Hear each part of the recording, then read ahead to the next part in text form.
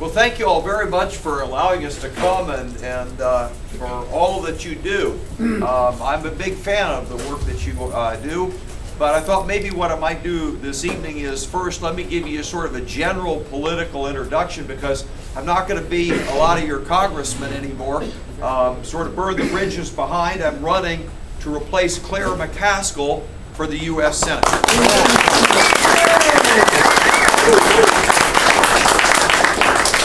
And, you know, people ask, well, why in the world would you leave a safe congressional district?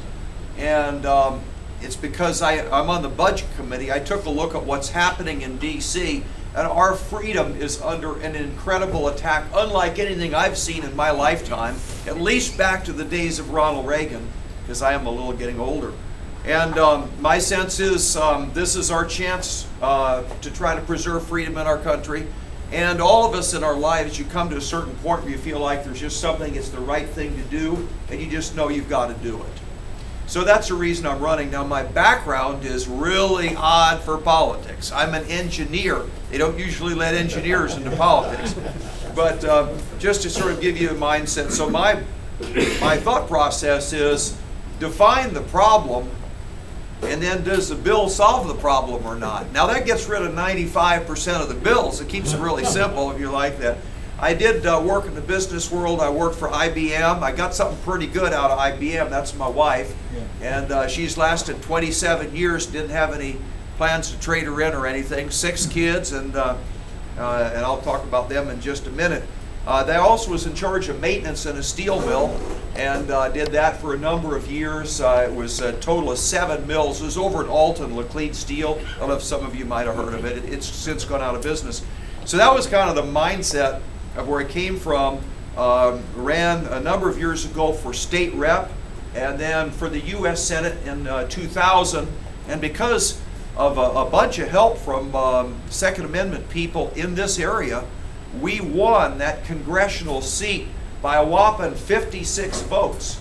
So I'm thankful for everybody who was part of it. Now, could you refresh my memory? Who's the guy up in North County? It wasn't the NRA, but it was another guy who's a strong gun enthusiast. Anybody remember who that was?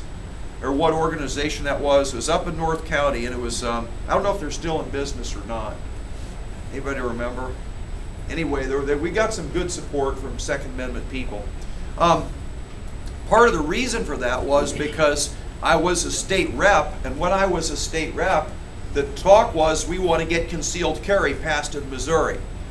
And I think the NRA was all over wanting to do that, and as a state rep, I warned the local representative from NRA, I am worried about you're trying to get it through. My political sense says the Post-Disgrace and the Kansas City Star are going to just blanket and tell everybody in the 2 cities that this is going to turn everything into the Wild West, and I think we could possibly lose it. So when that, before it actually came up for a vote, I think as far as I know, I was the only state rep who took money out of my state rep account and did a direct mail piece into the St. Louis area. Now I probably didn't go very far, but it was the best resources I had to do it. And it did lose, as you recall, by a little bit, and it was just pretty much as we said, St. Louis, Kansas City, and all. Unfortunately now, since that time, we've been able to get Second Amendment through. You had some good, one particularly courageous senator that gave him the final vote and to get it through the Senate. Along the years, back as a state rep and then currently as a congressman, I've always been a big supporter of the Second Amendment. I'll give you a little bit more background on that in a minute, but I'm getting ahead of myself a little bit. Just generally speaking, coming from where I'm talking about from the business point of view, as a congressman, one of the things I wonder about is things like this Keystone Pipeline. I'm thinking, well, what is there not to like? It's regular, real jobs. Not government jobs, real jobs. It's an American infrastructure of energy, and it keeps us not dependent on Middle Eastern oil. Now, why would we be opposed to that? Well, of course, the president wants to stop that and slow it down. That's the kind of thing that, as an engineer, sort of adds a few gray hairs, because that's just, poor decision making. I believe in American energy. We've got the energy here. I have a brother who works for Schlumberger. They do that fracking to get the natural gas out. We have incredible energy in this country, and that no reason why that can't lead part of the recovery that has to happen in the economy. Now, moving forward, basically my record in the State House, but also in Congress, is I'm just plain old conservative. I'm a Ronald Reagan kind of conservative, but let me just say that my voting record is the most conservative of any congressman in the state of Missouri. Okay? Now, you know, ever since Ronald Reagan, everybody says, well, I'm a conservative. What I found is talk is cheap. It's another thing to go down there and have to vote against your own party at times to do what you think is the right, straight way to go. And I found that out pretty quick. Right off 2001, the very first vote I ran into, no child left behind. I didn't about guns, but there's a principle here. And that is, I don't believe that bureaucrats in Washington, D.C. should be telling us how we should run our schools. I believe in local control. I got a bunch of kids. I keep an eye on those. I trust my wife and teachers and all to educate them. But I don't think we need a bunch of bureaucrats. So I voted no on that bill against the very first bill. It was H.R. 1 that President Bush brought along, which isn't exactly a good way to get along in politics, but I think it was the right vote on principle. Other votes that were high-profile votes for me, particularly the Wall Street bailout. That was a tough vote. A lot of people were trying to figure out which way was up. I did the old engineering thing. Does it solve the problem? Do you define the problem? Does it solve the problem? Do we have the money to do it? A couple of hard questions. And I said, no. No part am I going to be part of the... Now at the time, my biggest contributor, which was actually a company, a guy that represented a company, said, if you don't vote for this bill, we'll never talk to you again. And I remembered the letters I get sometimes, not from you guys, but sometimes from the ladies. And I get a little piece of paper with maybe a little rose in the corner, and the handwriting is rough. It says, Congressman Akin, I only had $5 left over from Social Security this time, but I trust you to do the right thing. I'm going to be supporting you, and that's why I sent you the check. I remember those letters, and I voted no on Wall Street bailout because that was the right thing to do. And there's times when you just have to put principle first. I gave you some examples where I think the Republican leadership was off track. Mostly, as a conservative, I vote along with the Republican Party, but when they go wrong, I think you just got to say no. And same thing happened on the debt ceiling increase last summer. I think our leadership went wrong. I don't think we should have given that debt ceiling increase, and I don't agree with the 10% cut in defense. On the subject of defense now, I have a bunch of kids that grew up in my family. We chose to homeschool our kids. And one of the things that we taught them, because this came back to 9 months when I lived in Concord, Massachusetts, the water didn't get to me. It usually turns people liberal, but it didn't work with me. But I lived in Concord, Massachusetts. And my mom, as a 4th grader, my mom got a book of the history of Concord, and she took me by the hand, and we walked on a gravel road, and we came to the Concord River. That river was about from me to the back wall. I mean, it wasn't exactly a roaring river. And there was an arched bridge made out of wood that went across the river. It was the Old North Bridge.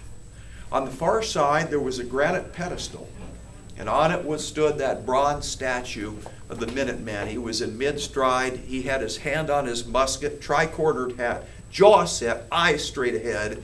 The Minuteman, ready in 1 minute's time to fight the biggest military power in the world.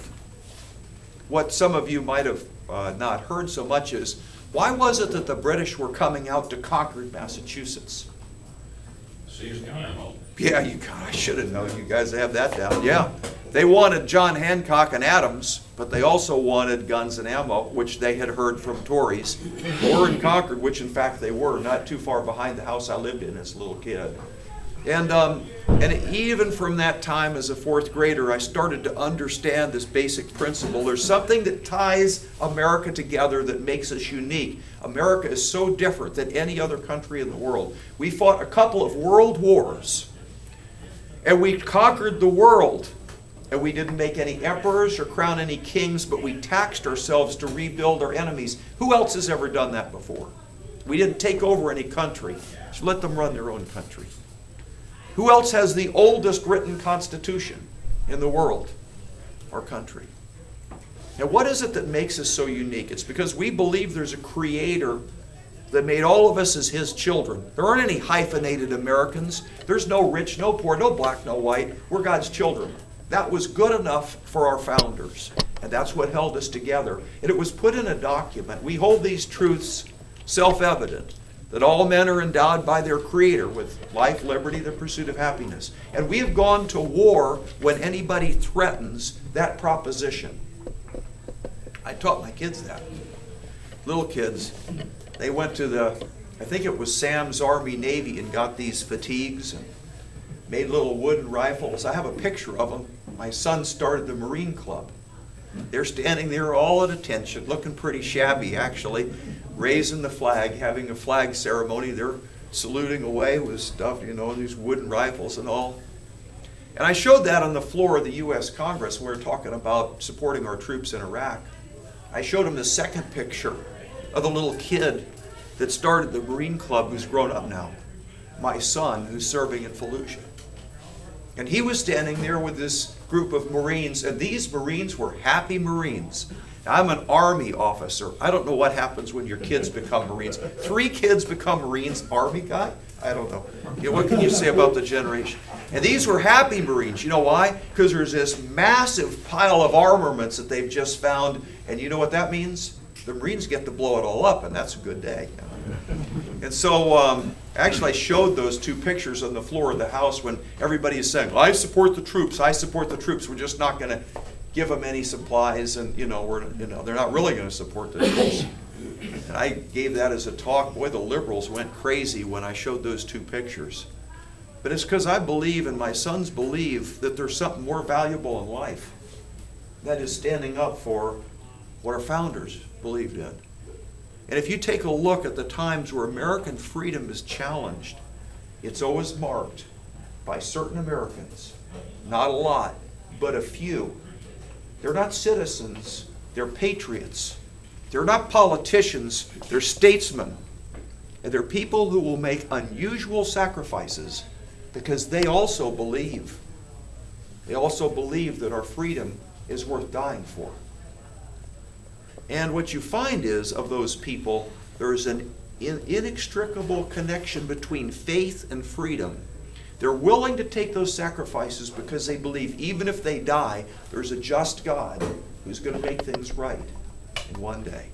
So they're willing to take that impossible risk. Running for the Senate, there's some cards and things back there. This front side just shows if it was a perfect world, what are some of the things we ought to do right away. You know, if somebody's going to run for something, they'll tell you, what would you do if you had, I mean, I don't know what the rest of the Senate's going to do, but if I were one vote, this is what I'd be pushing for. First, take the common sense of Missouri, that Hancock Amendment, which indexes the size of our state government. The economy goes down, state government goes down, just the way it is. And I'd put that same thing into the Constitution. If you said you got one thing and you're going to die as a legislator, what would you pass? Missouri Hancock Amendment applied at the federal level. Number one thing, wouldn't be a balanced budget. Nope. Balanced budget's an excuse to raise taxes. First, you got to make sure that government never grows beyond a certain point. Otherwise, it's a cancer. It's going to take everything over. Balanced budget, I'd put right next to it the way we do in Missouri. That'd be my first choice. It'd weigh out a little bit ahead of getting rid of Obamacare, but that'd be second thing. Now there's some other things too. You know, people talk about the UN. They've got the Agenda 21 wants to control our land. They've also got a small arms regulation stuff that they want to push. And they have the Treaty on the Child for guys like me who've homeschooled our kids. We don't like to. Well, solution to all of that, get us out of the United Nations. Very simple. Other thing that I observed after this thing last summer is we've got a 68% increase in food stamps and a 20% cut in defense. Somehow that's wrong. In my opinion, we're overtaxing the people at work and overpaying the people that don't work, and I want to get that turned around too.